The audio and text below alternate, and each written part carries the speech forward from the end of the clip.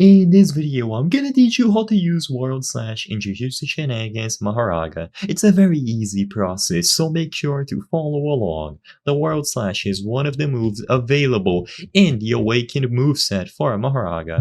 So all that you have to do is when you are playing as him, you will be able to switch between the modes. So you will notice this little sword icon. If you look at other gameplay from Mahoraga, you might see people with a sword icon, a shield icon, or even a little star. So what you have to do to access the World Slash move is to switch between the modes. To do this, press G on PC. Sadly, I don't know the button that you have to press if you are playing on mobile or a controller, but I'm sure there is going to be a specific one. But if you are on PC, you just have to press G. So if you press it once, you will see this little shield icon, and if you press it again, you will see the star icon. This is the one that we're looking for.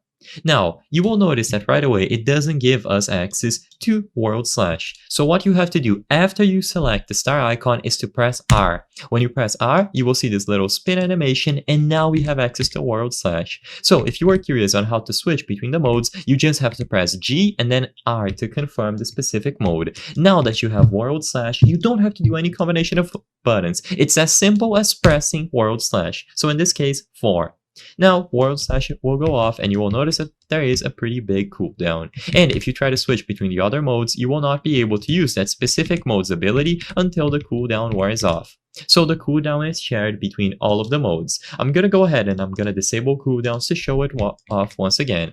But to summarize this video, all that you have to do is switch between the ritual modes by pressing G, make sure that you select the star icon, and then you press R to confirm. Once you have confirmed that you want to swap to this mode, you can go ahead and press World Slash, and you will be able to use it every time as long as it is off cooldown as Mahoraga.